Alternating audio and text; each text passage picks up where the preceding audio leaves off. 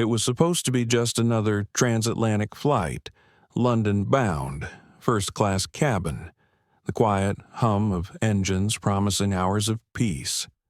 But somewhere over the Atlantic, tension began to ripple through the air, sparked by a demand that would change the course of the journey for everyone watching. A well-known passenger, accustomed to being treated like royalty, wanted a seat that wasn't his. A senior crew member, confident in her authority, saw only what she thought she knew about the woman sitting there. And in the middle of it all sat Dr. Amani Rhodes, calm, composed, her eyes steady as the storm gathered around her. What happens when quiet strength meets loud entitlement? How can dignity shift the balance of power in a space as small and pressurized as an aircraft cabin? And how can one moment, one choice ripple all the way from a leather seat at 35,000 feet to the boardrooms of London's financial district stay with me? Because this is not just about a flight. It's about perception, prejudice, and the kind of power you never see coming. Before we take off into this story, make sure to like, share, and subscribe so you don't miss the landing. The cabin lights glowed a soft gold, reflecting off polished metal trim and the glass partition that separated the boarding area from the forward business class pods. Dr. Amani Rhodes stepped through the doorway of NorthStar Atlantic Flight 318, bound from Newark to London Gatwick, and felt that familiar rush of recycled air. It carried with it the faint scent of brewed coffee and that curious mix of leather, fabric, and anticipation.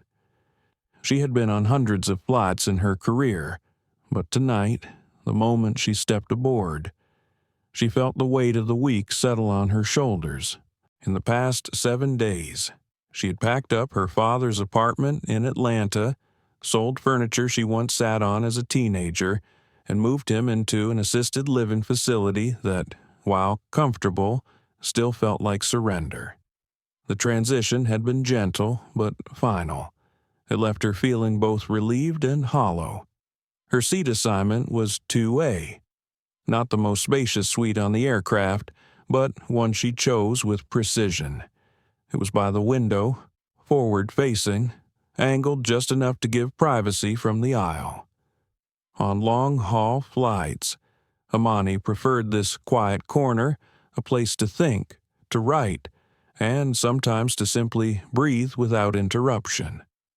The boarding area around her hummed with the muted chaos of passengers stowing bags, adjusting coats, and offering polite excuses. She nodded to a flight attendant greeting customers at the door, who barely looked up from scanning boarding passes. That was fine. She wasn't here for recognition. Sliding her carry-on into the overhead, she kept one item in hand, a slim, black leather portfolio. Inside were documents that would occupy most of her time once airborne a draft agreement for Project Aegis, a $900 million strategic partnership between her firm, Helios Meridian Partners, and NorthStar Atlantic's cargo division. If signed in London tomorrow, it would give the struggling airline a lifeline and secure HMP a powerful foothold in transatlantic logistics. She placed the portfolio in the small storage space beside her seat. The feel of its weight was reassuring, like carrying a shield, settling into 2A. She fastened her belt loosely and let her gaze drift to the window. Beyond it, service vehicles moved under the sodium-orange glow of tarmac lights. A ground crew member in a high-visibility vest signaled to another near the cargo hold. Somewhere in the background, the low hum of the APU filled the air. She closed her eyes for a moment, listening. Breathe in. Breathe out, a voice in her head whispered. You just need these 6 hours to yourself. No calls, no family decisions, just quiet. The sound of laughter pulled her from her thoughts. It came from behind her, in row 4, a young man's voice, loud, brash, talking about follower counts and brand deals. She didn't turn around. It wasn't her business. Still, the tone had that edge of entitlement she recognized instantly. Amani opened her eyes and reached for the small bottle of water placed neatly in her side compartment. She took a sip, letting the coolness calm her throat. She pulled out her tablet, ready to review the latest numbers for tomorrow's meeting. The boarding process slowed as the last few passengers filed in. Overhead, bins clicked shut. A soft chime announced that the doors would close soon.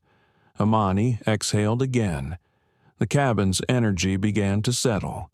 This was her space now, for the next 6 hours. Or so she thought. From the corner of her vision, she noticed a uniformed figure pausing by row 4, leaning in to speak with the loud young man. She saw his broad smile widen, his gestures quick and familiar, like someone used to being accommodated.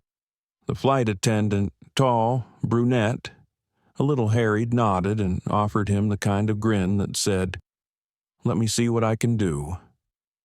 Amani looked away, refocusing on her screen. It wasn't unusual for crews to shuffle seats before takeoff. Sometimes it was for weight distribution, sometimes for passengers with special needs. Sometimes for reasons less official. She told herself it had nothing to do with her, but somewhere deep down, an old and familiar caution flickered. The hum of boarding faded into the pre-departure rhythm safety checks, quiet conversations, the clink of service carts in the galley. Amani adjusted her scarf, the silk cool against her neck, and tried to push aside the flicker of unease. Tomorrow's meeting would demand her full focus. Lionel Hart, NorthStar's CEO, would be at the head of the table. She'd have to present every number, every clause, every safeguard, and she'd need her rest. That was why she paid for this seat. Not for the champagne, not for the prestige, but for the certainty of a night without disruptions. Through the cabin wall, she heard the faint click of heels approaching. Someone stopped just outside her pod. She glanced up. The brunette flight attendant stood there, hands clasped in front of her, smile polite but a touch forced. "Good evening," she said. "I'm Kara Bishop. I'm one of the attendants in the forward cabin tonight." She leaned slightly closer, lowering her voice. "We have an operational seating need this evening, and I was wondering if you might be willing to relocate to another seat so we can accommodate another guest." Amani blinked, then tilted her head slightly. "I'm comfortable here. Thank you." Kara's smile didn't falter, but something in her eyes hardened just a fraction. It would only be a small change. "You'd still be in business class, of course." "I appreciate that," Amani said evenly, "but I selected this seat for a reason. I'd like to stay here." Kara gave a tiny nod, lips pressing into a line that could have been agreement or the opposite. "All right," she said, stepping back. "I'll check on something." As Kara moved toward the galley, Amani let out a slow breath. She'd learned long ago to trust her instincts. This wasn't over. She looked back at the window. The marshalers' batons were waving now, guiding the aircraft from its stand. The engine's growl deepened, vibrating through the floor. But, in her gut, the stillness she'd hoped for had already been disturbed. This was going to be a long flight. The plane had just begun its slow crawl toward the runway when Kara returned to the galley. She leaned into a small huddle with another crew member. Her voice pitched low but not low enough to escape the ears of row 2. Amani kept her gaze on her tablet, pretending to read, but her ears sharpened to the cadence of the conversation. There was a pause, a soft laugh from the other attendant, and then footsteps retreating down the aisle. From behind her came that same young man's voice. Louder now, self-assured. "Yeah, they're sorting it. They know I can't be in row 4. Bad angle for the vlog." He said it like it was the most reasonable thing in the world, like the purpose of this flight was to give him the perfect backdrop for his followers. Amani's eyes flicked to her reflection in the dark window. Her expression was calm, neutral, the mask she had worn for decades in boardrooms where assumptions were made before she even spoke. Inside, though, a faint irritation was taking shape. It wasn't about him. It wasn't even about the seat. It was about the pattern she had seen replayed in countless forms. Someone with noise and presence making a demand, and the quiet one being marked as the easiest to move. Kara reappeared, moving briskly toward row 2 with a smile that didn't quite reach her eyes. "Hi again," she said, stopping just short of Amani's pod. "I understand you'd prefer to keep your seat, but we do have a situation where a passenger in another row needs to be moved forward. It's part of our service accommodations, and we'd really appreciate your cooperation." Amani looked up, meeting her gaze without any hint of aggression. "And what is the nature of this need?" she asked. Kara hesitated for a beat. "It's a guest with special promotional status. It's important for him to be seated closer to the front for operational reasons." "Operational reasons," Amani repeated, her tone even. "Not a safety requirement, not a disability accommodation. Promotional status." Kara's posture stiffened. "It's part of our brand partnership commitments." "I understand," Amani said. "But I made a choice to purchase this seat for my own operational needs. Those needs include preparing for a meeting tomorrow morning that has been scheduled for months. I will be keeping my seat." The refusal was calm, deliberate, and absolute. Kara's eyes narrowed just slightly before she forced a pleasant nod. "I'll have to check with my purser," she said. "Please, hold tight." She turned sharply and walked toward the forward galley again. Amani took a slow sip from her water bottle, letting the cool liquid anchor her in place. She could feel the first threads of confrontation weaving themselves into the air. The man in row 4 was still talking. "She's being difficult. That's weird. I mean, who cares about the seat? Right? It's all the same service." His voice carried the false lightness of someone used to get in their way and surprised when the universe dared to resist. From the corner of her eye, Amani saw a man in the aisle seat across from her glance up from his book. He was older, silver-haired, with a calmness in his face that suggested a life spent listening more than speaking. His gaze lingered on her for a moment, not in pity, but in quiet assessment. Then he returned to his reading. The intercom clicked on briefly with a weather update from the cockpit. Smooth flight expected, arrival on time, the usual prelude to settling in. But Amani knew the matter wasn't closed. It took less than 5 minutes for Kara to return, this time with another figure in tow, the purser, no doubt, a tall woman with cropped blonde hair, a measured stride, and the kind of authority that came from years of running a cabin. Her uniform was immaculate, every line crisp. "Good evening," the purser said, introducing herself as Patricia Vale. Her voice was polite but carried a weight behind it. "I understand there's been a request regarding your seat. We do have the discretion to reassign passengers when necessary, and in this case, we are asking for your cooperation to move to another seat in the cabin."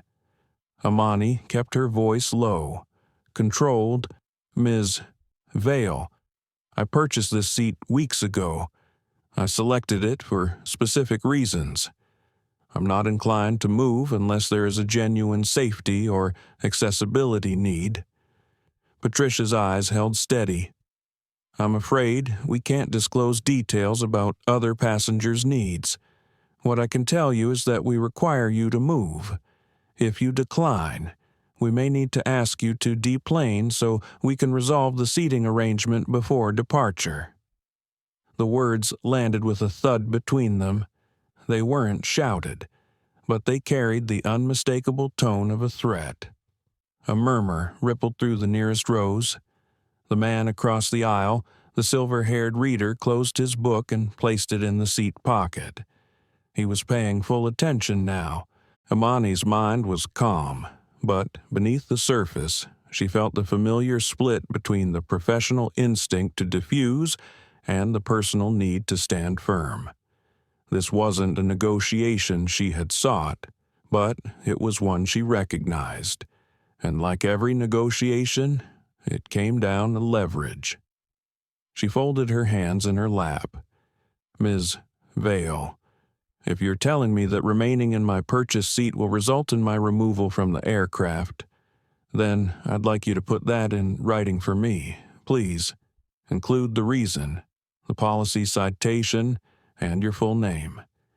Patricia blinked once, then leaned slightly closer. "That won't be necessary. I'm giving you a verbal directive. I'll need it in writing," Amani said, still calm. "For my own records." Kara shifted uncomfortably beside Patricia, her earlier confidence showing cracks. Patricia's jaw tightened. "I'll return in a moment," she said, turning sharply toward the galley. As they walked away, the man across the aisle spoke for the first time, his voice low enough to stay between them. "Stand your ground," he said.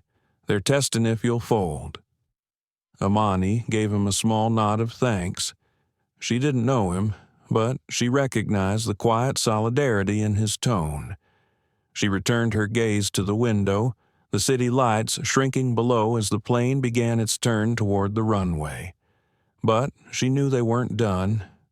Far from it. Inside, she weighed her options. She could call it a matter of principle and refuse outright until they either backed down or removed her.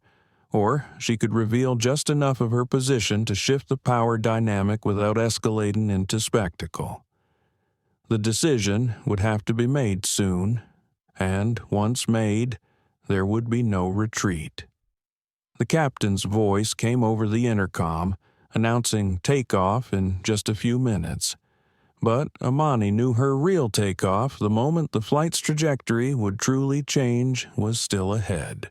The engines surged as the aircraft rolled forward, a steady vibration beneath the soles of her shoes. The safety video played on the small screen at her seat, but Amani barely registered the moving graphics. Her focus was on the two figures returning from the galley. Patricia walked in front, her posture precise, a small folder in her hand. Kara followed, a half step behind, eyes fixed forward. Patricia stopped at 2A and looked down at Amani with the kind of practiced courtesy that held no warmth. "Dr. Rhodes," she said, glancing briefly at the manifest in her folder. "I have confirmed your name and seat assignment. I'm still requesting that you move to accommodate another passenger. If you decline, I will need to escalate this." Amani tilted her head slightly, her voice quiet but steady. "And what exactly does escalation entail? It means the captain will be informed, and if necessary, you may be asked to disembark." Patricia replied. Her tone was clipped now, the polished edge of service stripped away. The words hung in the air like frost. A few rows back, someone stopped mid-sentence. The hum of idle conversation faded to a low murmur. The man across the aisle, the one with the silver hair, folded his hands and watched without blinking. Amani felt a familiar split inside her. One part of her wanted to end it quickly, to give up the seat and let the hours pass in peace.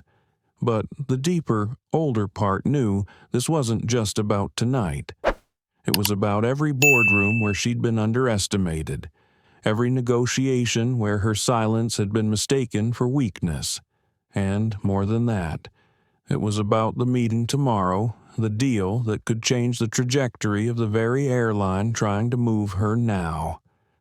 She looked up at Patricia, meeting her gaze without flinching. "I will not be moving from this seat," she said. "If you believe that requires removal, then you will need to document your reason in writing. I will wait for that." Patricia's mouth tightened. She glanced at Kara, who shifted her weight from one foot to the other, clearly uncomfortable. Then Patricia leaned in just enough to lower her voice. "You understand that making this difficult will have consequences?" Amani's reply was calm, almost gentle. "I understand that fairness sometimes requires difficulty." There was a pause. Then Patricia straightened and stepped back. "Very well," she said. "I'll speak with the captain." Kara lingered a second longer, her eyes searching Amani's face as if trying to measure whether she'd made a mistake. Then she followed Patricia toward the front of the cabin. Amani sat still, feeling the quiet weight of the moment settle over her. The silver-haired man leaned slightly toward the aisle. "They're not used to people asking for documentation," he said softly. "I'm not used to people threatening to take my seat without cause," she replied, her lips curving in a small, restrained smile. He chuckled under his breath, then returned to his seat. The hum of the engines deepened as the plane began its turn toward the runway. The safety video ended, replaced by a map showing their route across the Atlantic. 6 hours and 52 minutes to London. Her tablet still rested on the armrest, open to the Project Aegis briefing. She looked at it but didn't read. Instead, her mind drifted to tomorrow's meeting. She pictured the long oak table in the London office. Lionel Hart at the head, flanked by his finance chief and legal counsel. She imagined the quiet satisfaction of laying out the terms. The moment when the room understood that Helios Meridian Partners wasn't just another investor, it was the only investor willing to take on NorthStar Atlantic's failing cargo division. And now, here she was, in the middle of a petty power play on one of the airline's own flights. She wondered what Lionel would say if he knew. The purser's return came just before the cabin crew began their final checks for takeoff. Patricia stopped at the entrance to the galley, speaking briefly into the interphone. Kara stood beside her, arms crossed loosely, looking out over the cabin with an expression that was difficult to read. After a moment, Patricia replaced the handset and moved down the aisle, but not toward Amani. She stopped instead at row 4. From her seat, Amani could see the top of the young man's head as he leaned back, listening to Patricia speak. He gestured once, then twice, palms up as if to say, "Can't you fix this?" Patricia's tone was firm, her gestures controlled, but Amani caught one phrase as Patricia shifted her stance. "We're still working on it," as if her seat were a problem to be solved. Kara drifted back down the aisle and stopped beside 2A once more. "Ms. Rhodes," she said, her voice softer now. "I just want to assure you we're trying to handle this smoothly. The passenger in question, he's very insistent." Amani nodded once. "I understand. And I'm also insistent. For a moment." Kara's lips twitched in something like a smile, quickly smoothed away. "All right," she said. "We'll update you." She moved away again, leaving Amani alone with the quiet pulse of the engines and the steady beat of her own thoughts. The man in row 4 started talking again, his voice louder than necessary. "Some people just don't get it. I mean, it's not like she's famous or something." A ripple of uneasy laughter came from somewhere behind him. The silver-haired man across from Amani shifted in his seat, his jaw tightening. Amani took another sip of water.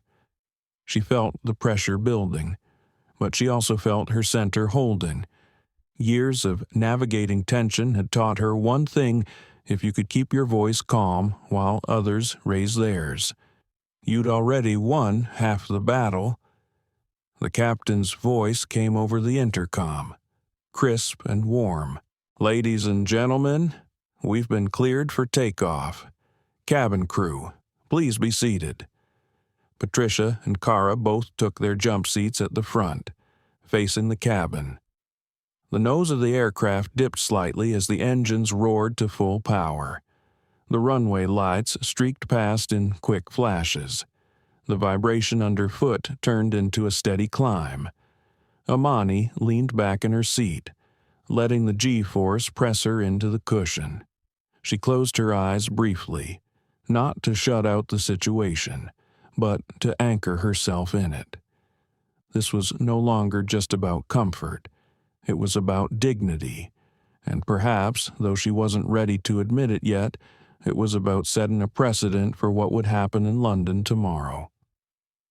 As the aircraft leveled off and the seatbelt sign remained lit, Amani opened her eyes. Outside the window, the last traces of the New Jersey coastline slipped into darkness. The cabin lights softened. The hum of conversation began to return. But the matter was far from closed. She could feel it in the way Patricia avoided her gaze as she passed to check on other passengers. In the way Kara glanced over from the galley, her brow furrowed ever so slightly, and in the way the man in row 4 kept casting glances toward the front, as if waiting for someone to deliver his prize.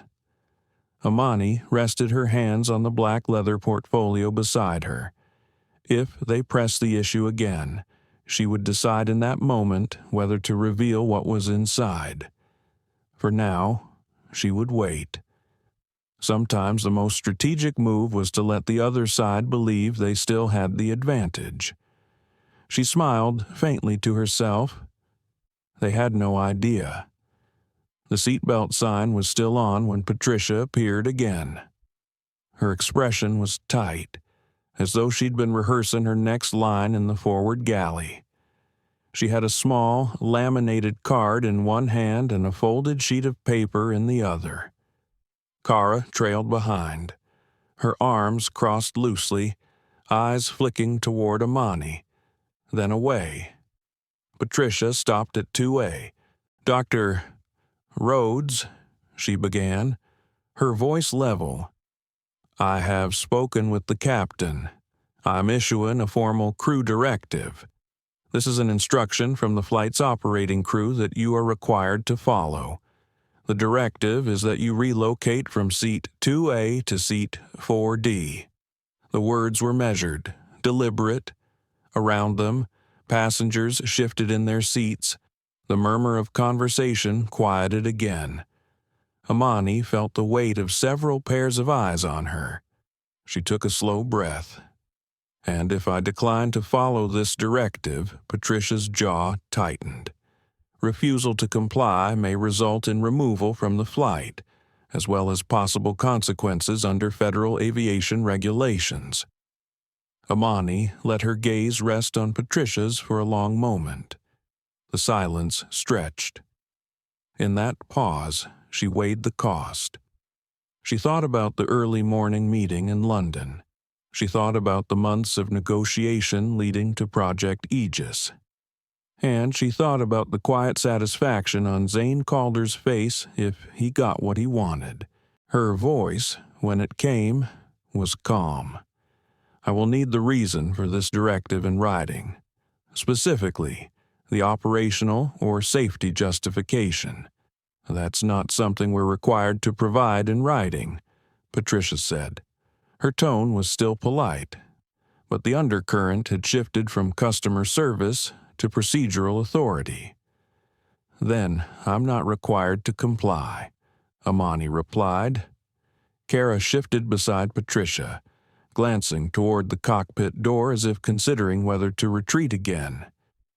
Patricia's eyes narrowed slightly. "You're making this more complicated than it needs to be." Amani's lips curved in a small, almost imperceptible smile. "Sometimes complication is the only path to clarity." Patricia inhaled, the sound sharp in the air. Then she straightened, looking over her shoulder toward the galley. "I'll inform the captain that you've refused." As the two women stepped away, Amani felt her pulse steady. She didn't relish confrontation, but neither would she surrender ground without cause. The silver-haired man across the aisle leaned slightly forward. "They're playing chicken," he murmured. Amani's eyes softened, "and they expect me to blink first." The hum of the engines filled the cabin as the plane leveled off into cruise. The seatbelt sign switched off with a soft chime. A few passengers rose to retrieve items from the overhead bins, moving cautiously around the silent tension between rows 2 and 4. Minutes later, Kara returned alone. She crouched slightly by Amani's seat, her voice lower now, stripped of the formal tone. "I want you to understand something. He's not just any passenger. He's got to deal with the airline, photos, videos, sponsorship. It's in his contract to be in the forward section." Amani turned her head toward her. "And does that contract supersede the rights of a paying customer?" Kara hesitated. "I'm not saying it should. I'm saying that's why this is happening." Amani studied her for a moment, then spoke softly. "Do you think this is right?" Kara's eyes flickered, just for a second, and in that flicker Amani saw the crack, the doubt. Kara stood abruptly, smoothing her uniform. "I'll check back," she said, retreating toward the galley. In row 4, Zane Calder was watching. He held his phone in one hand, the camera lens angled subtly toward the front. Amani caught the faint smirk on his lips before he turned back to his screen. She reached into her bag and removed the black leather portfolio. She didn't open it yet. Instead, she placed it on her lap, her fingers resting lightly on the cover. The weight of it was familiar, grounding. Inside were documents that could alter the airline's future. Documents that could, if revealed here and now, change the power dynamic in seconds. But revealing them now would mean losing the element of timing. And timing was everything. She closed her eyes for a moment, listening to the layered sounds of the cabin, the clink of glasses from the galley, the low thrum of the engines, the occasional cough or rustle of paper. Beneath it all was the taut string of anticipation, stretched between her and the crew. When she opened her eyes, Patricia was approaching again, this time with a different expression, less certain, more measured. She stopped at 2A, hands clasped in front of her. "The captain has asked to speak with you," Patricia said. "Would you be willing to step to the galley?" Amani regarded her for a moment, then nodded once. "Of course." She rose smoothly, tucking the portfolio under her arm, and followed Patricia toward the forward galley.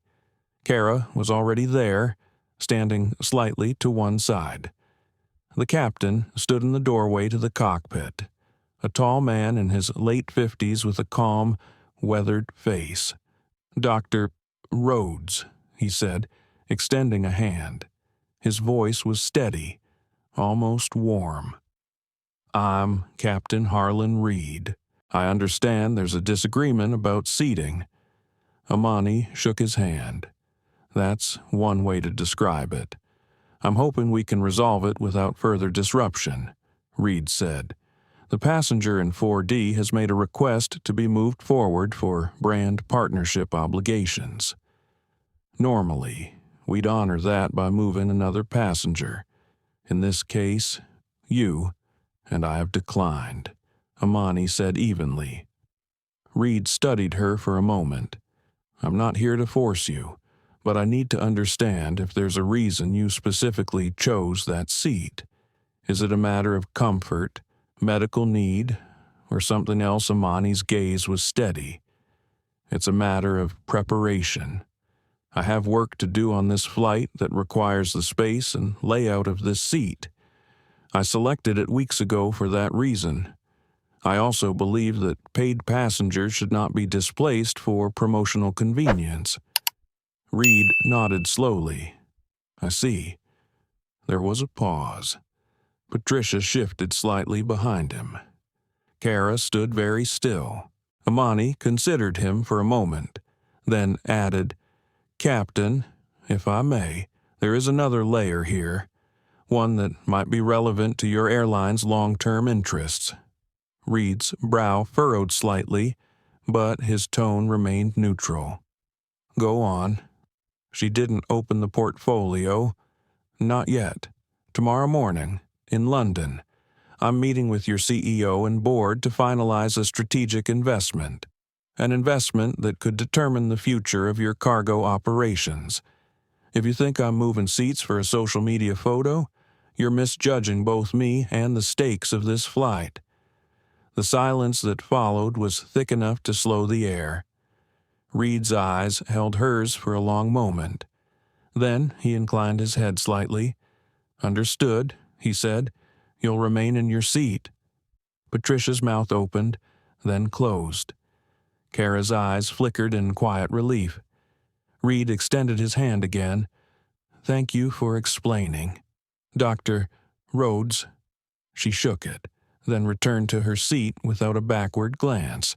As she sat down, she caught the silver-haired man's approving nod. In row 4, Zane Calder's smirk had faded. The battle wasn't over, but the field had shifted. The soft chime of the seatbelt sign faded, but the tension in the forward cabin was still thick. Amani had barely reopened her tablet when she heard the sharp click of a phone camera shutter, followed by the faint electronic trill of a live stream starting. Zane Calder was sitting straighter in his seat in row 4, angled slightly toward the aisle. His phone was held at arm's length, the front-facing camera capturing his face and a slice of the cabin behind him. "Hey guys," he began, his voice just loud enough to carry forward. "So here we are, on NorthStar Atlantic Flight 318, and I'm having, let's call it an interesting experience." His tone was light, performative, but the edge beneath it was unmistakable. A few heads turned.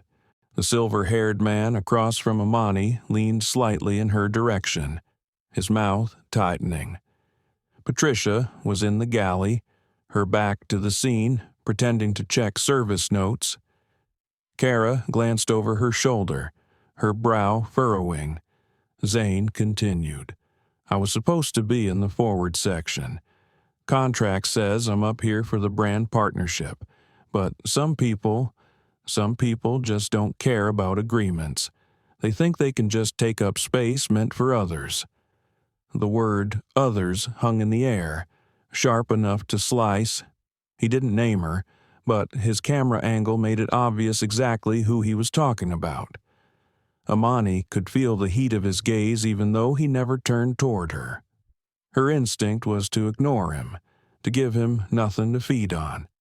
But she knew how this worked. The clip would hit his followers within minutes, maybe seconds. By the time they landed, It could already be circulating in the kind of online echo chambers where narratives hardened before facts could catch up. The live stream chat feed scrolled fast on his screen.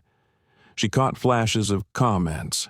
Some were sympathetic to him, some were curious, and a few, from usernames she didn't recognize, were already making assumptions about her.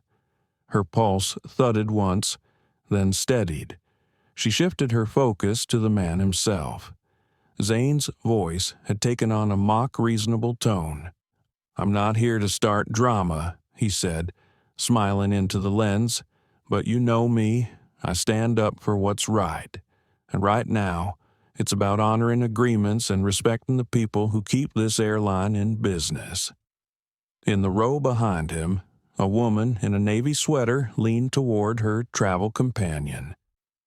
"Who is he?" she whispered. The other woman shrugged. "Some influencer, I think."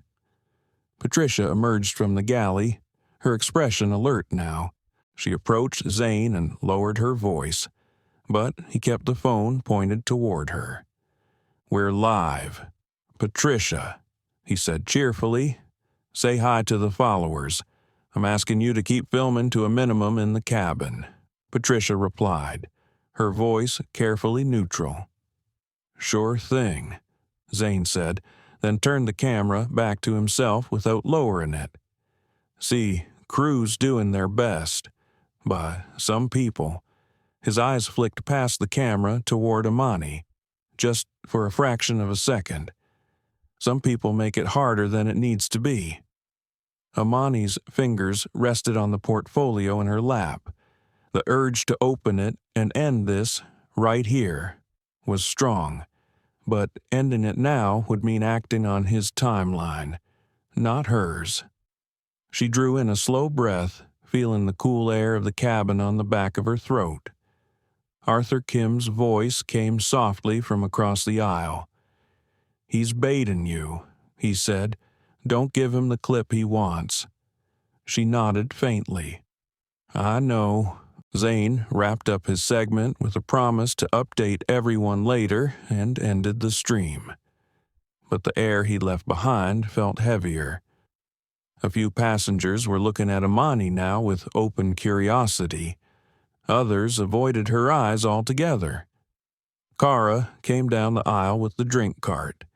When she reached 2A, she paused. "Can I get you something?" she asked, quietly. "Water, please," Amani said. As Kara poured it, she leaned slightly closer. "For what it's worth, some of us see what's happening. Just be careful." He knows how to play an audience. Amani gave her a small nod. "So do I." The next 20 minutes were a study in controlled theater. Zane alternated between scrolling on his phone and leaning into whispered conversations with a couple seated beside him. They laughed at intervals, the sound just loud enough to drift forward. Patricia kept busy with service, her movements crisp, avoiding eye contact with both Zane and Amani. At one point, a man from row 6 came forward to use the lavatory and, on his way back, paused near 2A. "Is everything all right here?" he asked in a low voice. Amani looked up at him, reading the concern in his expression. "Everything is fine," she said, her tone steady. "Enjoy your flight?"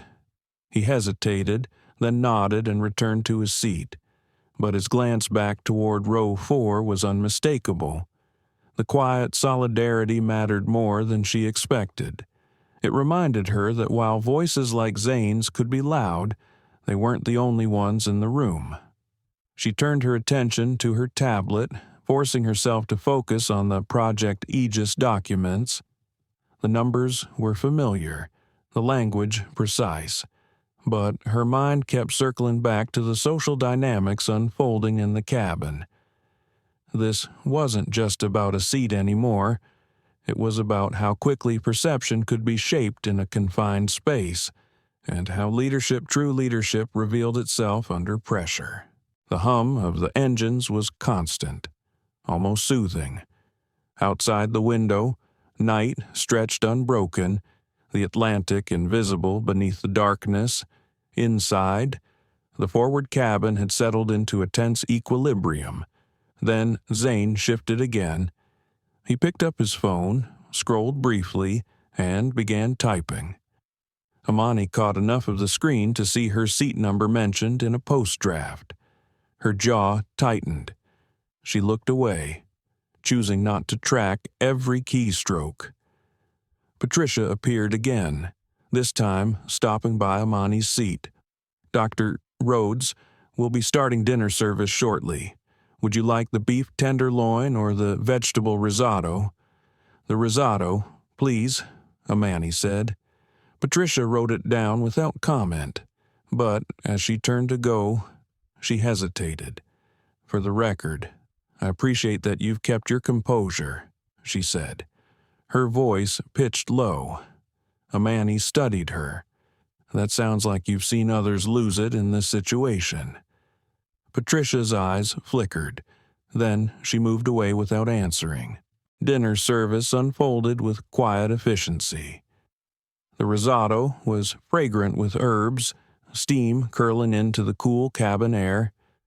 Amani ate slowly, savoring each bite not for the flavor, but for the grounding sensation of a deliberate act.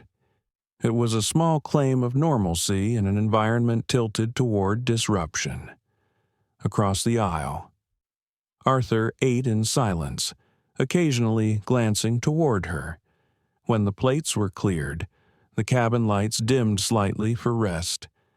Zane leaned back, his voice low but still audible.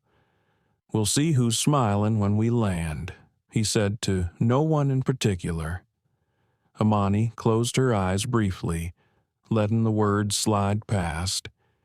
She pictured the London boardroom again, the polished surface of the table, the quiet attention of decision-makers. She thought about the moment she would present the final terms, the way the air would shift when they realized she had navigated not just market volatility and corporate politics, but also the petty theater of a single transatlantic flight. Her eyes opened to the soft glow of the overhead reading light. She reached for her notebook and pen, writing a single line in the margin of her meeting agenda. "Power does not always speak first, but it will speak last." She closed the notebook, placed it on top of the portfolio, and settled back in her seat. Whatever came next, she was ready. The cabin was quiet enough that the soft clink of ice in a glass carried forward from the galley. Dinner service had ended, trays cleared, and most passengers had reclined into the rhythm of a long-haul night. But in row 4, Zane Calder was still restless. He leaned toward the couple beside him, murmuring in a tone meant to carry without sounding overt. The man nodded sympathetically. The woman glanced toward the front, her eyes pausing on Amani before she looked away. Zane's voice rose slightly, enough for the next row to hear. "It's about principle. If you pay for a product, you should get it, not have someone take your place." The phrase "your place" was deliberate, weighted. Amani felt it ripple through the air. 2 rows back, someone coughed into their hand and shifted in their seat. It was the kind of subtle body language that told her Zane's words were taking root with some. Arthur Kim caught her eye across the aisle. His gaze was steady, the message silent but clear hold. Zane stood, stretching, then took a slow walk up the aisle as though he were just loosening his legs. He stopped beside Arthur's seat. "Hey, you've seen what's happening here, right?" His tone was genial, but his eyes were sharp. "You think that's fair?" Arthur looked up at him with measured calm. "I think you should sit down and let the crew do their jobs." Zane's smile tightened. Noted, he moved on, stopping briefly beside the navy-sweatered woman in row 3. A short exchange, a quiet laugh from her companion. Zane was sowing seeds, one row at a time. Amani shifted in her seat, feeling the familiar pull of a choice. She could continue to absorb the pressure, waiting him out until London, or she could take control of the narrative here, before it solidified in the small ecosystem of the forward cabin. She reached for the black leather portfolio and set it on the tray table. Her fingers tapped once against the cover, then stilled. Timing was still everything, but perhaps there was a way to show her hand just enough to change the current without draining her advantage. When Zane returned to his seat, he paused beside her row, leaning a fraction into the aisle. "Hope you're comfortable," he said lightly. She looked up at him. "Very, and you?" His smile was practiced. "I manage." Her gaze held his for one beat longer than was comfortable. Then she flipped the portfolio open, slow enough that his eyes followed the motion. Inside, neatly secured under leather straps, was a crisp document folder embossed with the Helios Meridian Partners crest. Beneath it, partially visible, was the cover page of a report titled Strategic Integration Proposal Project Aegis NorthStar Atlantic Cargo Division. The title was deliberate in its clarity. Zane's eyes narrowed just slightly. "Business trip?" he asked. She closed the portfolio again, just as slowly. "Something like that." Arthur shifted in his seat, sensing the subtle shift in energy. Zane lingered a moment longer, then moved back to his own seat, but his phone stayed in his hand. Minutes later, Kara appeared with a pot of coffee. She poured for Arthur, then for Amani, leaning just enough to speak quietly. "He's losing a bit of steam," she murmured. That little display with the folder, it got his attention. "That was the point," Amani said. Kara's lips twitched in the smallest of smiles before she moved on. The next ripple came when the man from row 6, the same one who'd asked earlier if she was all right, stood and walked forward. He stopped beside her row, his voice pitched so only she could hear. "I don't know what this is about, but you're handling it better than most would. For what it's worth, I think you're in the right." Amani inclined her head. "Thank you." He nodded once and returned to his seat. The exchange was brief, but Zane saw it. His jaw tightened. Patricia emerged from the galley with a tray of water glasses for the crew rest area. As she passed Amani's seat, she spoke under her breath. "Whatever you're doing, keep doing it." It was a rare alignment, passengers quietly siding with her. Crew beginning to lean away from the influencer's gravity. The balance was shifting, molecule by molecule, but Zane wasn't done. An hour into the flight, with cabin lights dimmed for rest, he rose again. This time he addressed the front section more openly. "I just think we should all get what we pay for," he said, voice carrying, "and if someone's in the wrong seat, it's not fair to the rest of us." The words hung there, unanswered, until Arthur's voice cut through the dark. "And I think we should mind our own business unless we know the whole story." There was a pause, then a quiet laugh from somewhere in row 3. It wasn't mocking, it was more a release of tension. Zane glanced around, realized he didn't have as much support as he'd thought, and returned to his seat. Amani watched him settle back, his shoulders stiffer now. She could almost hear the mental gears turning, recalculating. She knew he was already editing in his head, deciding how this would play on his next stream, how he could spin partial victory from the frayed edges of a failed cabin coup. She let her eyes drift to the window. Outside, The moonlight cut a silver path across the invisible water. She thought of the London boardroom again, of the moment the CEO would shake her hand and know, even without the details, that she'd carried herself with the kind of composure money couldn't buy. Her thoughts were interrupted by Kara's quiet return.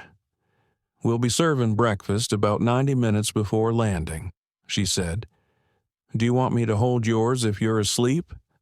"That would be appreciated," Amani replied. Kara hesitated, then added, "You've made an impression on some of the crew, just so you know." Amani's brow lifted. Good or bad, Kara smiled faintly, the kind that lasts. As Kara moved away, Amani leaned back in her seat, closing her eyes for a moment.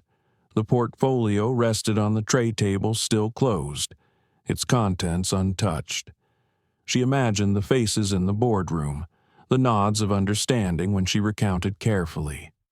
Without names, how one flight had become a crucible for judgment, perception, and the subtle art of holding ground.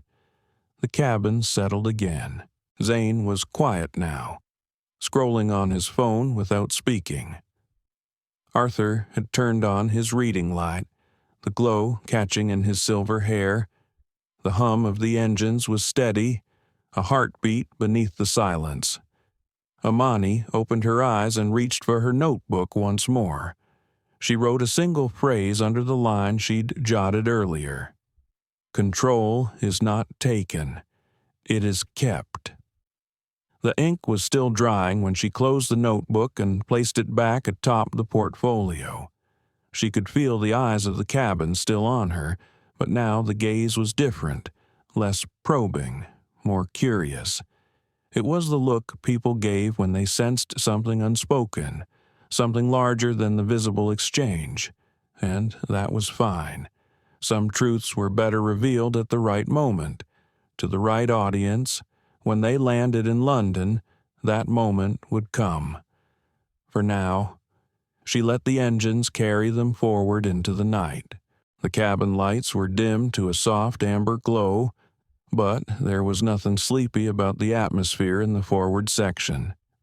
Zane Calder was hunched over his phone again, the faint blue light from his screen casting sharp angles across his face. His thumbs moved fast, the kind of practice speed that came from years of feeding an audience in real time. Amani could tell he was no longer just posting idle thoughts. His posture had shifted from casual to intent. She could almost feel the ripple before it reached her. The quiet chime of a notification echoed faintly from somewhere in the crew rest area, followed by the soft thud of hurried footsteps in the galley. Patricia emerged moments later, phone in hand.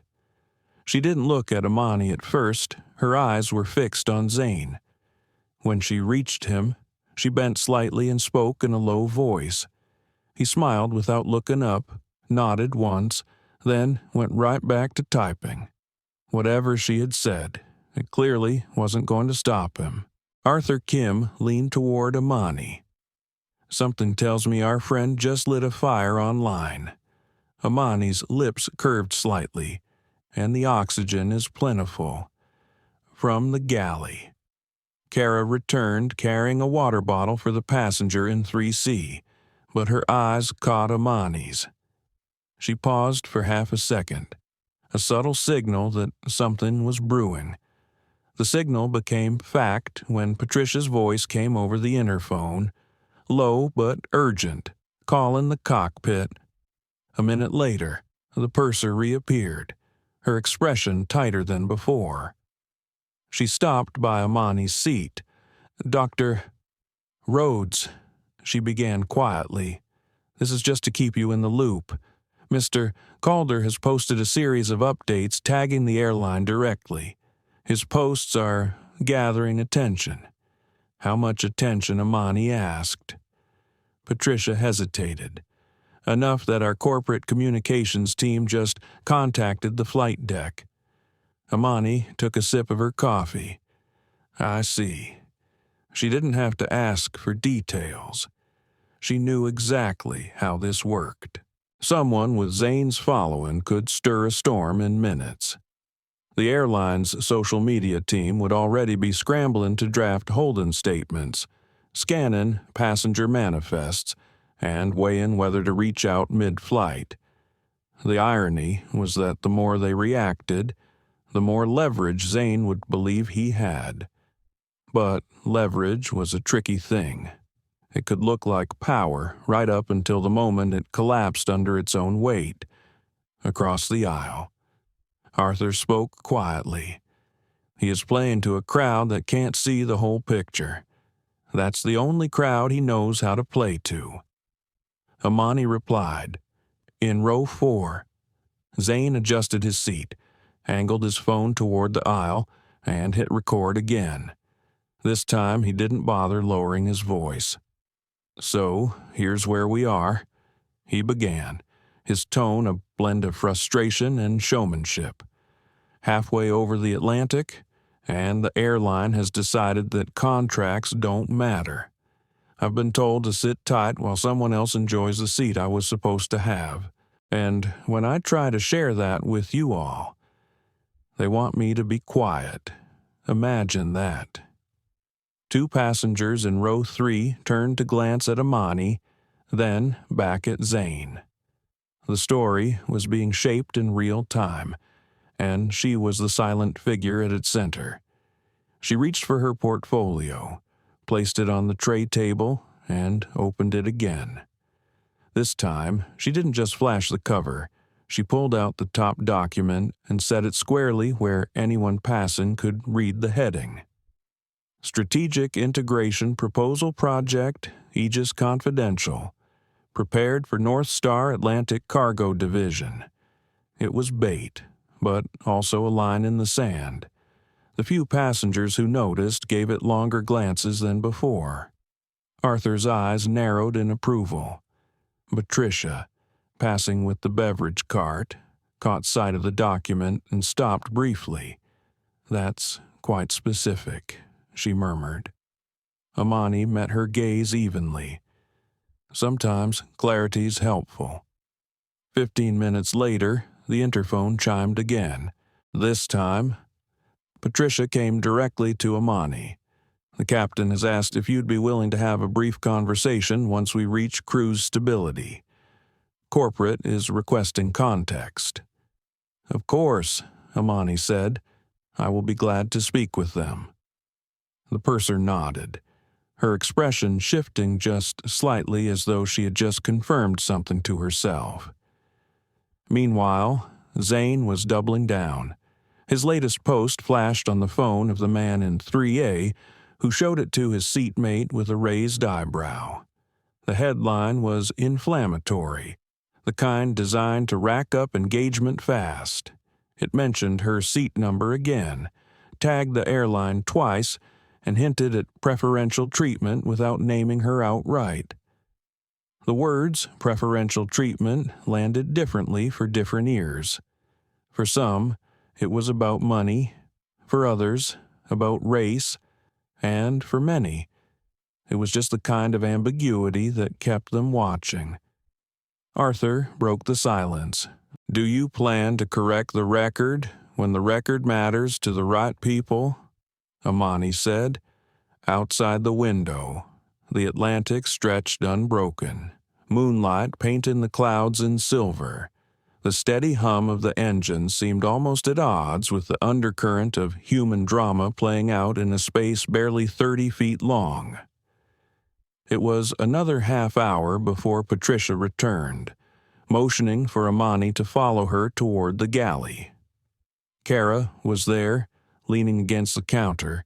In the small space, the hum of the engines was louder, more intimate. "The captain's on the line with corporate," Patricia said. "They would like to verify some details with you in case they need to prepare a statement before we land." Amani inclined her head. "Then let's." The handset was cool in her palm. On the other end, a composed voice introduced themselves as a senior representative from NorthStar Atlantic's corporate communications department. They asked a series of calm, measured questions: her name, her company, the nature of her travel, her awareness of Mr. Calder's posts. When they finished, Amani spoke with quiet precision. "I am traveling on behalf of Helios Meridian Partners to finalize Project Aegis with your cargo division.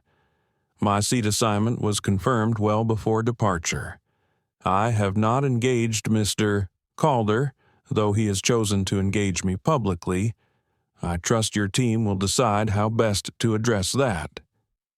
There was a pause on the line, followed by a tone of recognition. "Understood, Dr. Rhodes. We will handle this." She returned to her seat with the same unhurried grace she had left it.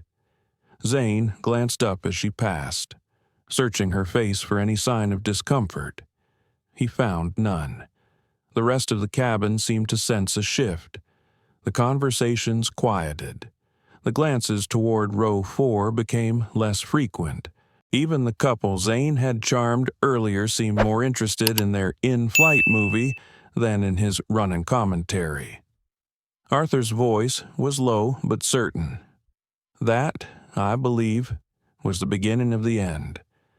Amani allowed herself the faintest smile. Endings are about timing. She closed her portfolio, set it neatly on her lap, and looked out the window again. The night sky was vast, the journey far from over, but the balance of control had tilted. When the wheels touched down in London, the story would no longer belong to the man in row 4. It would belong to her. The engines droned a steady note as the flight pushed deeper into the night. Most of the cabin was in that liminal space between wakefulness and sleep. The air heavy with the scent of brewed coffee and faint traces of perfume. But Amani could feel the subtle restlessness in row 4.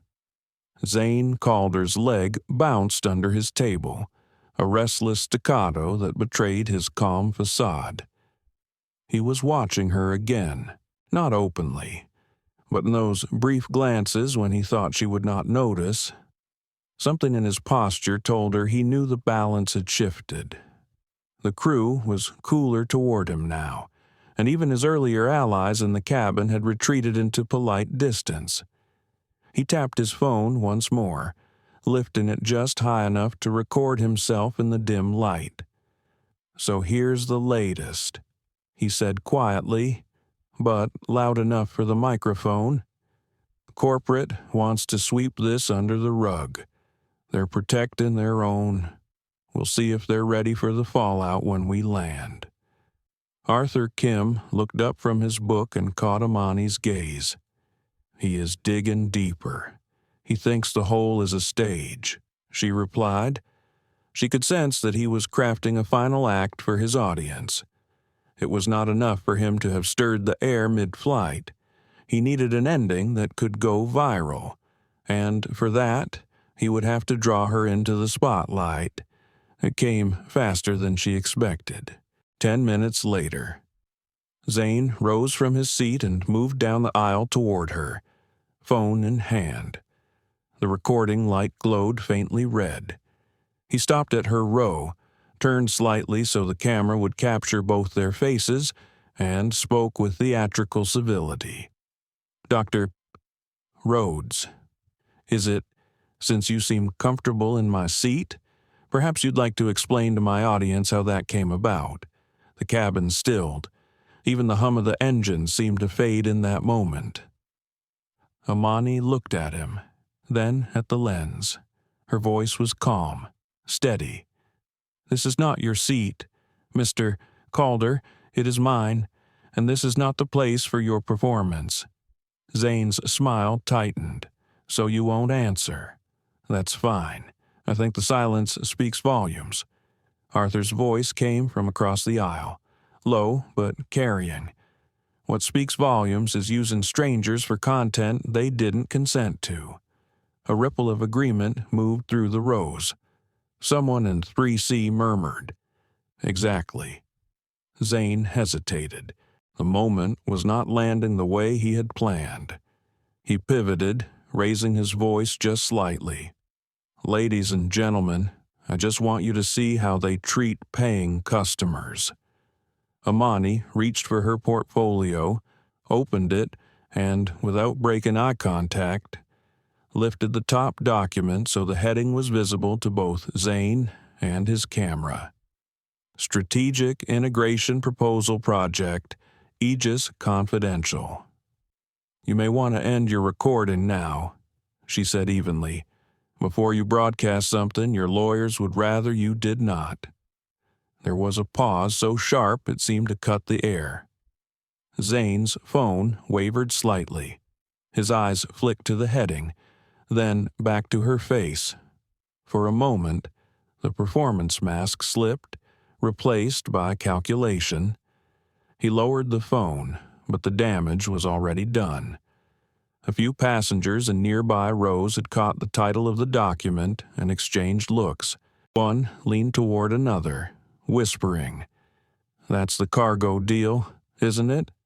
Patricia appeared at Zane's side like a shadow. "Mr. Calder, please return to your seat. I'm just documenting my experience," he said, but the bluster was thinner now. "And I am instructing you to sit down," Patricia replied, her tone edged with authority.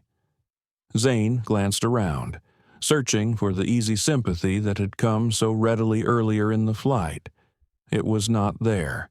The couple he had charmed now looked away.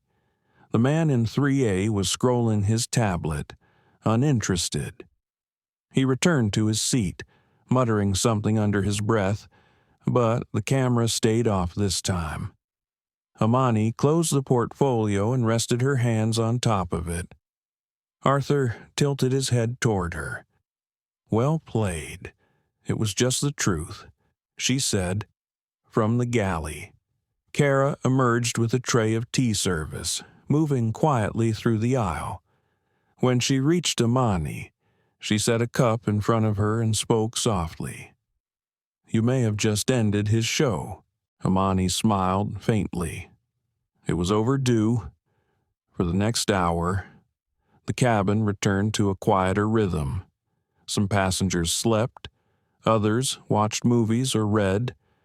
Zane kept to himself, though his shoulders remained tight, his attention darting between his phone and the slowly moving map on his screen. It was near the midpoint between their departure and London when Patricia returned, crouching slightly beside Amani's seat. "I thought you should know corporate called back. They've been monitoring the posts, and they're prepared to make a statement if necessary. They also expressed their appreciation for your discretion." Amani inclined her head. "Thank you for telling me." She understood the subtext. Corporate had likely checked her credentials by now, confirmed the scope of Project Aegis, and recognized the weight she carried for the airline's cargo division. This was no longer a passenger issue. It was a strategic one. The rest of the flight might still hold turbulence, but not of the kind that could threaten her position. An hour later, when Kara returned to check on her, Amani asked for a glass of sparkling water. She took it in hand, watching the bubbles rise to the surface, and allowed herself a long, steady breath. The battle had not been loud, but it had been decisive. And in the quiet that followed, she felt the satisfaction of having held her ground without compromising her composure. In row 4, Zane scrolled through his feed, the set of his mouth betraying what he found there. The engagement was still there, but the comments were shifting. More and more were questioning his account, pointing out the lack of clarity, asking for the other side of the story. His audience was fracturing in real time.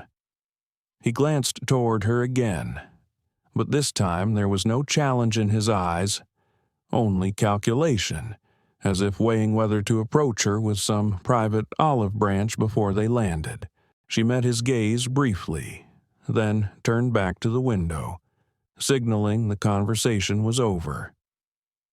The stars stretched endlessly above the dark Atlantic, and the engines carried them forward toward London. The stage he had tried to build had collapsed quietly, leaving only the hum of the aircraft and the quiet assurance that control was not something given, but something maintained. When the seatbelt sign lit for light turbulence, Amani fastened hers, folded her hands, and let her eyes close for the first real rest since takeoff. In the cabin's dim stillness, it was clear to anyone watching who truly held the upper hand now. The cabin had settled into the kind of hush that only long-haul night flights can hold. A few overhead reading lights glowed here and there, casting little pools of warm light on pages and screens. The engines maintained their constant, reassuring hum. But to Amani, the atmosphere felt poised for something. It was the stillness just before the balance tips. Patricia appeared in the aisle, moving with quiet purpose. She stopped beside Amani and leaned slightly closer. "The captain would like to speak to you for a moment. Corporate is on the SATCOM line again." Amani unbuckled her seatbelt, gathered her portfolio, and followed Patricia toward the forward galley. Kara was already there, holding the handset with both hands, her expression a mix of curiosity and respect. She handed it over. The voice on the other end was clear despite the faint static of the connection. "Dr. Rhodes, thank you for taking the time. I'm speaking on behalf of the NorthStar Atlantic executive team. We have been monitoring developments on board. We want to assure you that your seating and travel arrangements remain exactly as confirmed. We appreciate your professionalism throughout." Amani replied evenly. "I appreciate the confirmation.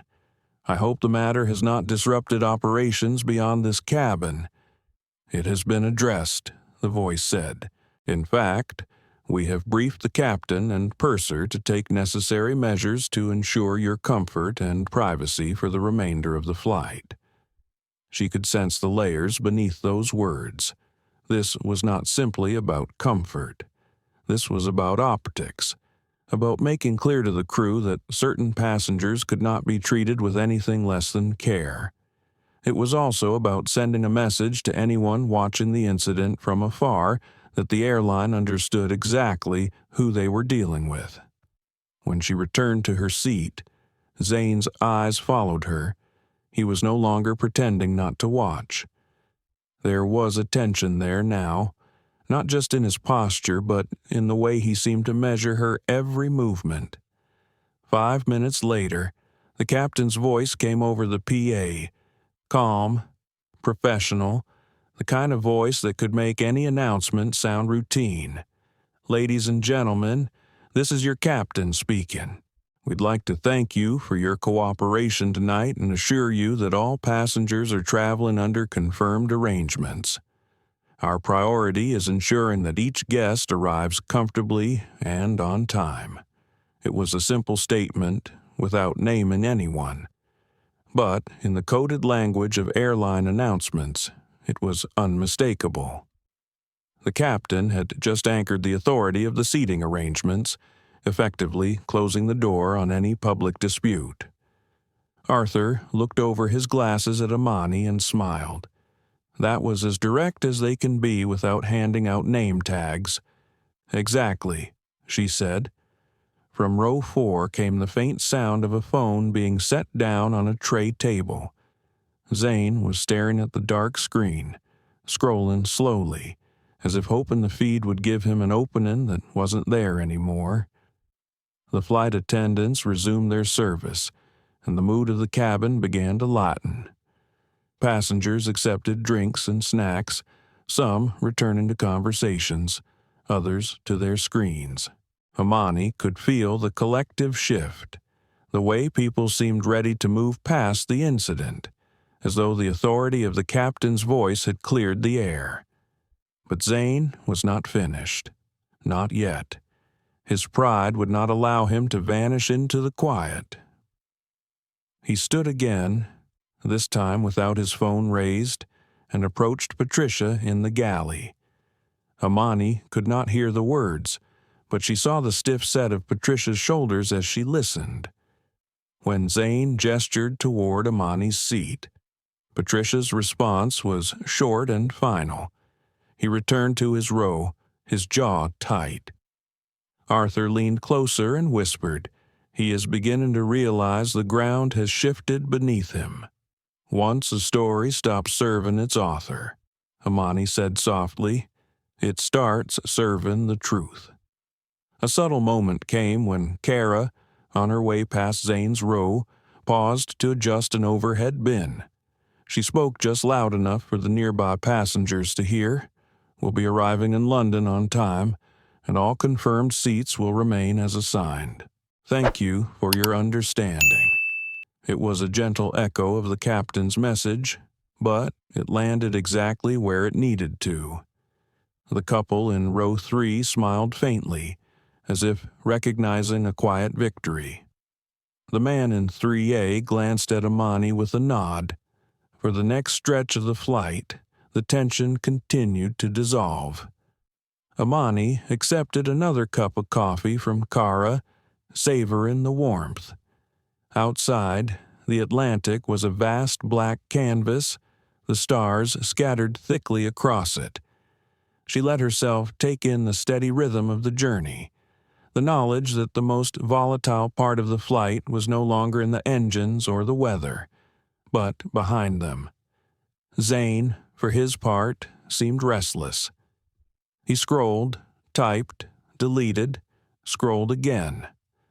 Without the momentum of outrage and the sympathy of nearby passengers, his posts had begun to lose traction. Comments that once urged him on now questioned his version of events. Some even defended the airline, noting the captain's announcement. An hour before descent, Patricia returned to Amani's seat.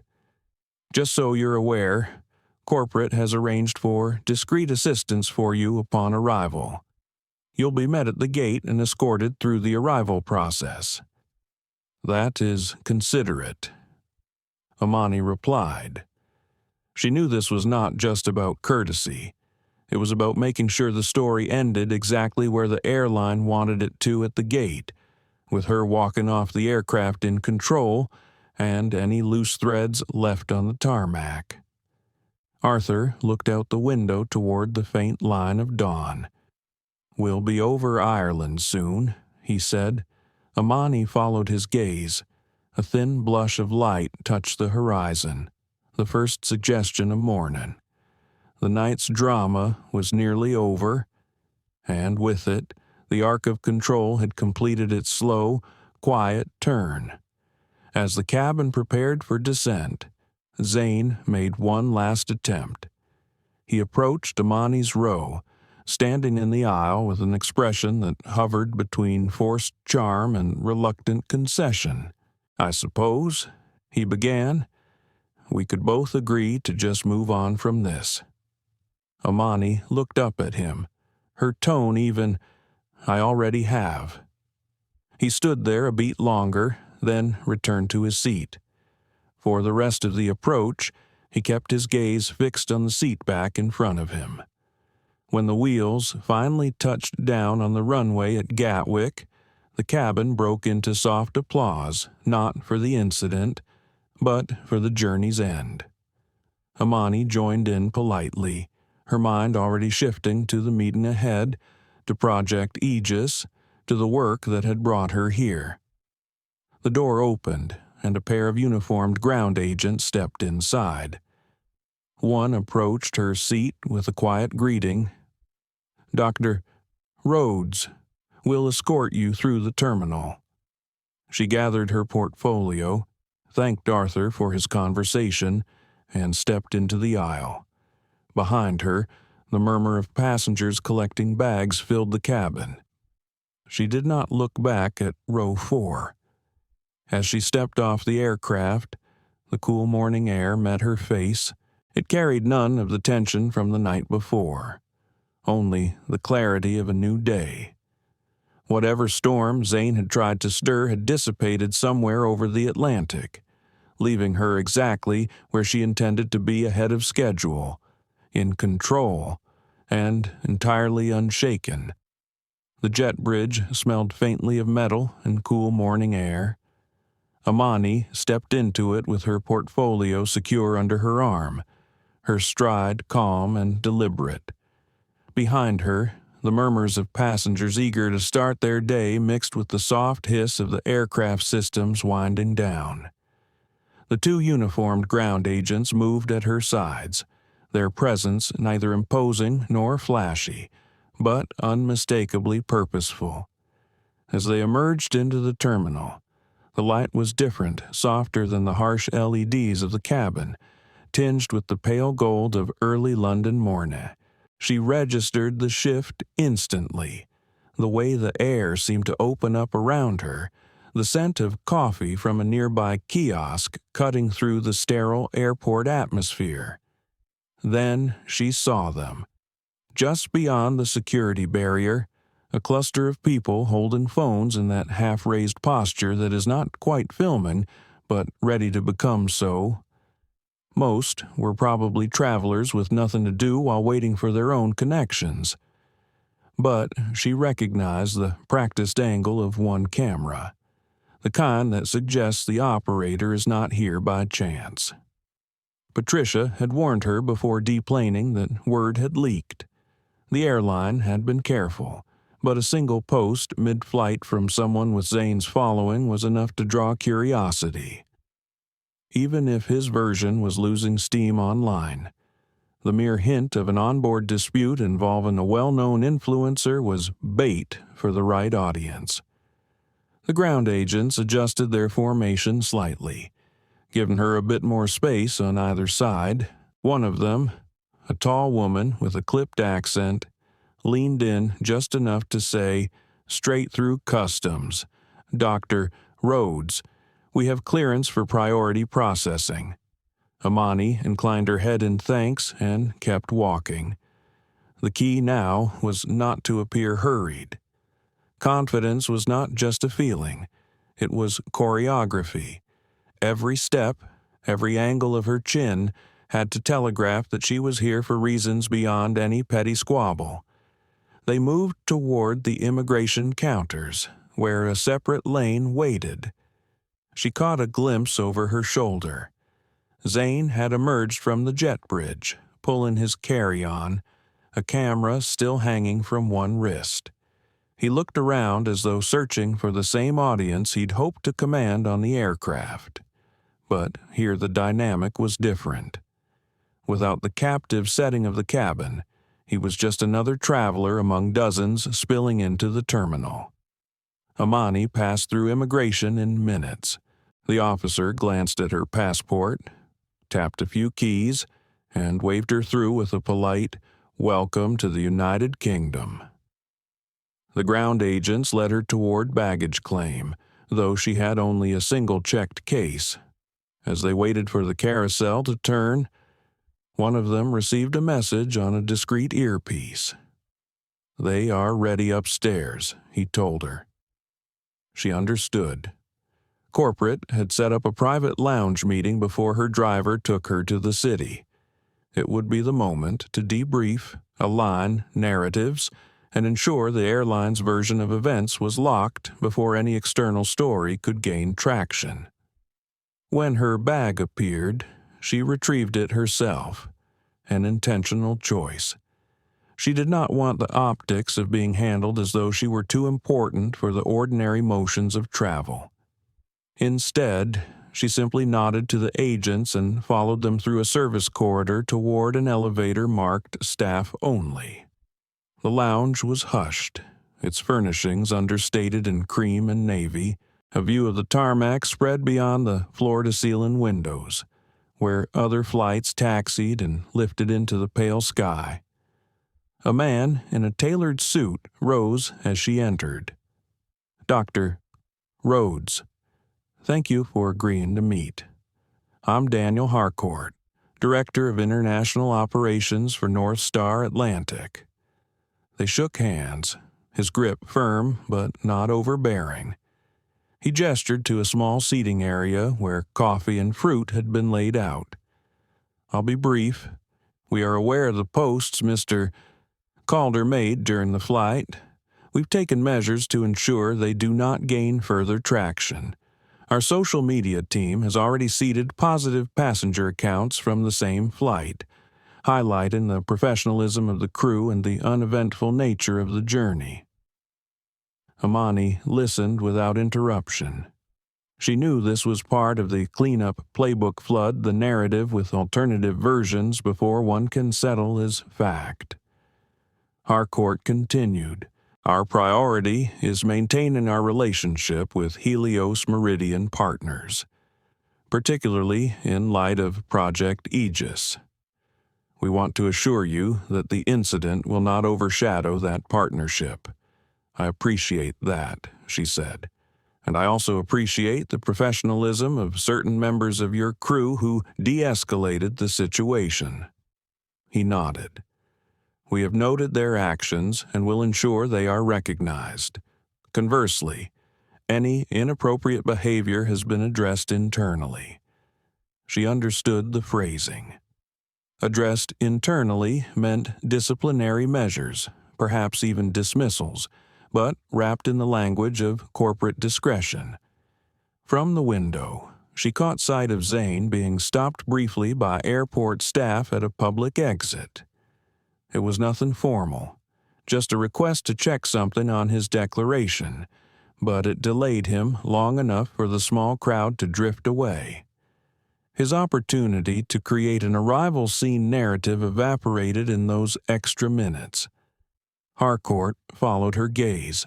"We have also issued instructions to our ground staff to avoid facilitating any staged interactions upon arrival." "Prudent," she said.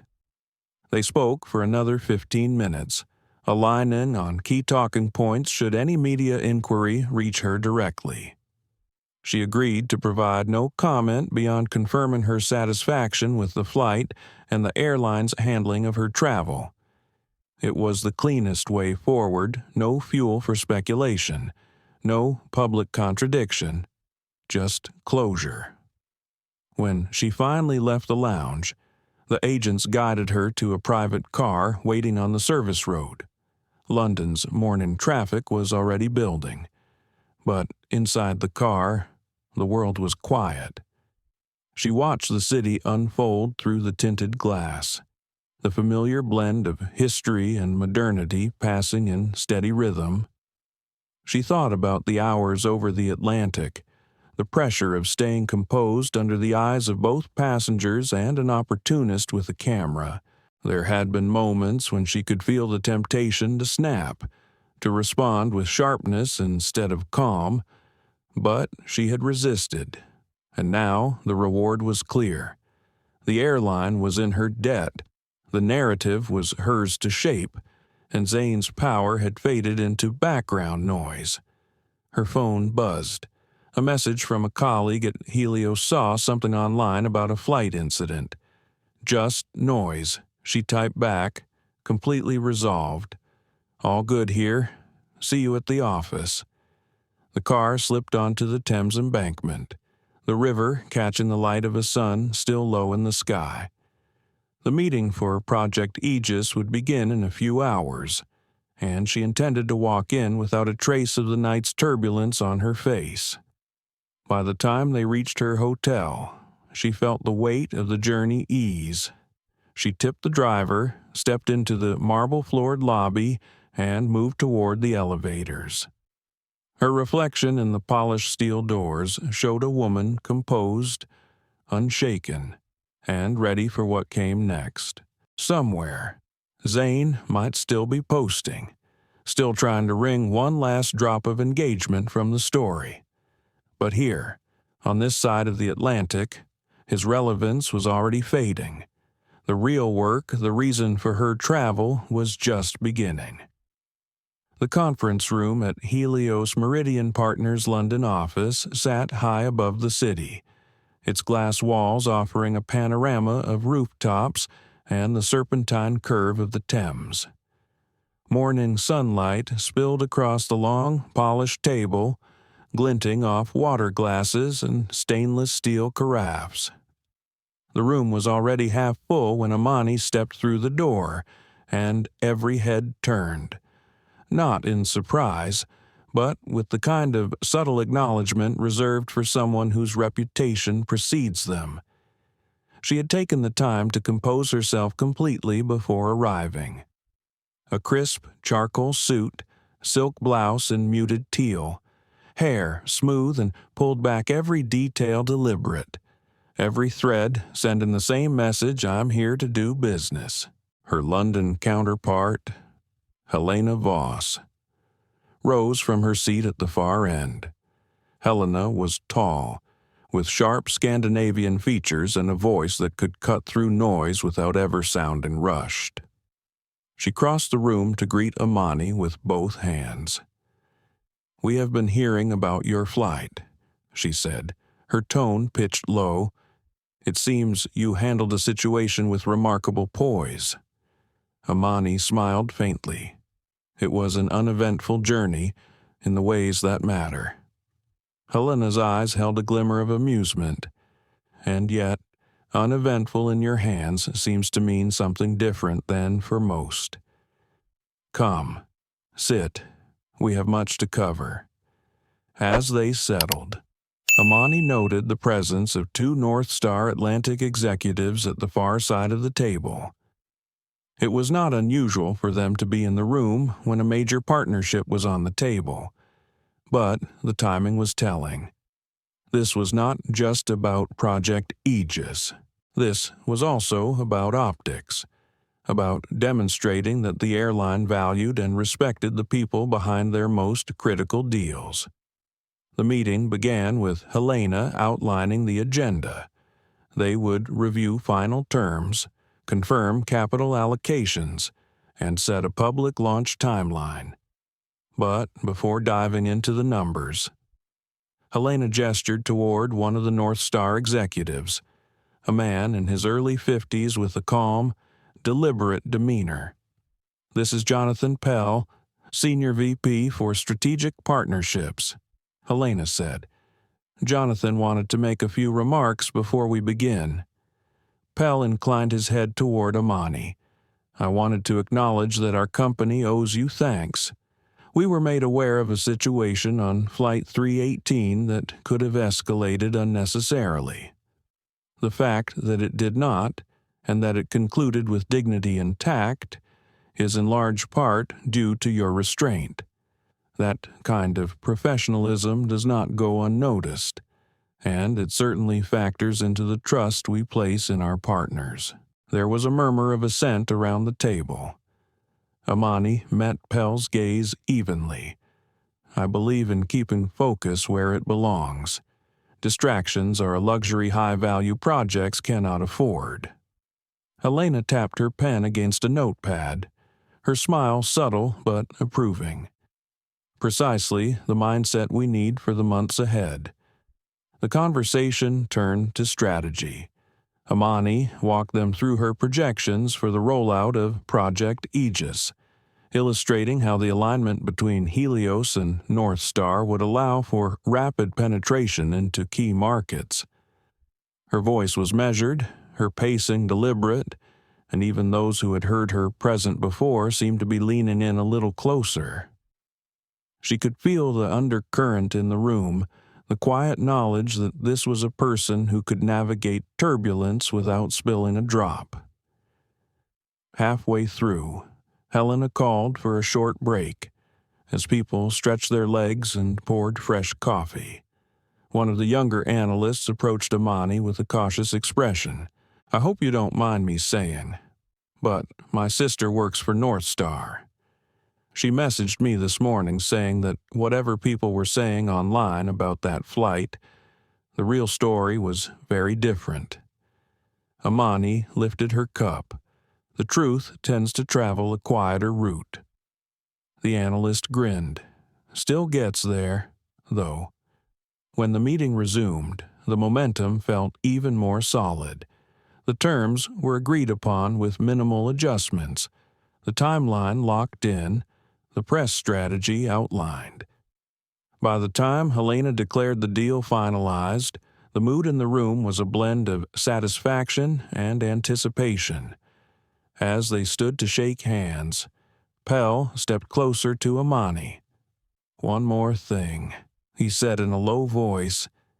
"You should know that Mr. Calder's posts have been quietly deprioritized by multiple platforms. No official statement from us, of course, but certain relationships help when we need to prevent misinformation from becoming a headline." "I imagine that works both ways," she replied. He smiled slightly. "Indeed it does." By early afternoon, Amani was back in the hotel lobby, her mind already shifting toward the evening's events. There would be a formal dinner to celebrate the partnership, a mix of corporate formality and quiet networking.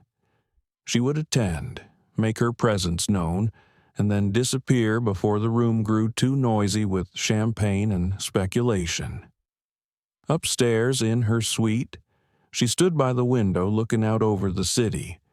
Below, buses crawled along crowded streets, and pedestrians wove between them with practiced ease. It struck her how different this view was from the closed, pressurized world of the aircraft cabin. Here, she could choose her movements, direct her own flow. Her phone vibrated on the table, a message from Arthur Kim, the silver-haired passenger who had sat across from her on the flight. "Glad to see you landed well. The internet is a strange place this morning. I think you'd be pleased at how many people on our flight have been posting about what actually happened." She typed back, "Thank you for the note. Safe travels." There was satisfaction in knowing that the truth was circulating without her having to push it herself. That had been the plan all along, to act in such a way that others would tell the story for her, and that those stories would carry more weight than any manufactured outrage. That evening, the dinner unfolded exactly as expected. Polished speeches, discreet toasts, and the subtle but unmistakable hum of deals being discussed over dessert. Amani took her leave just after the main course, slipping out into the cool night air with the knowledge that her position in the project, in the partnership, and in the eyes of those who mattered was stronger than ever. Back in her room, she sat for a moment in the quiet, letting the day settle. The Atlantic crossing already felt like it belonged to another life. Zane Calder, wherever he was tonight, might still be scrolling, still searching for the spark of attention that had once been his to command. But here, in this city, among these circles, that spark had long since gone out. She reached for her notebook and began to outline the next steps for Project Aegis. The work was demanding, the stakes high, but that was exactly how she liked it. Challenges were simply another kind of flight you stayed on course, adjusted for headwinds, and landed where you intended. The room was quiet except for the faint hum of the city beyond the glass. Amani allowed herself a small, private smile. She had come through turbulence without raising her voice, without breaking stride. And, in doing so, she had reminded everyone watching, from the passengers in first class to the executives in the boardroom, exactly why she belonged at the controls of something far bigger than an aircraft. The morning after the dinner, London was wrapped in a light mist that softened the edges of buildings and muted the rumble of traffic. Amani stood at her hotel window, coffee in hand, watching the slow movement of people along the wet sidewalks. The city seemed unhurried, as if it had agreed to take a breath before the day began in earnest. Her phone vibrated on the desk, The message was from Helena Voss. "Thought you might appreciate this." It was a link to an industry newsletter, the kind that specialized in behind-the-scenes shifts in media influence. The headline read, "Former travel influencer loses major sponsorships after disputed flight incident." She opened it, scanning quickly. Several brands had quietly ended their contracts with Zane Calder, citing concerns about professionalism and reliability. There was no sensational language, no viral outrage, just the clinical phrasing of corporate distancing. She set the phone down. There was no satisfaction in seeing someone's livelihood crumble, but there was a certain symmetry. Actions had consequences, even in the curated chaos of social media. She took another sip of coffee and let the thought pass. Down in the lobby, the air was scented with fresh flowers and polish. A black sedan waited at the curb to take her to the Helios office for a closed-door strategy session. The driver held the door for her, offering a polite good morning. Inside the car, the city slid past in muted tones, the mist turning headlights into soft halos. At Helios, the mood was focused but light. The success of the Project Aegis signing had set the tone for the quarter, and teams were already mapping out the implementation phase. Helena greeted her with that same efficient warmth and led her into a smaller conference room than the day before. This one was all pale oak and muted fabric panels, a space designed for clarity rather than spectacle. They spent the morning aligning resources, adjusting timelines, and identifying potential friction points in the rollout. Amani moved through the discussion with the same steady presence she had carried across the Atlantic.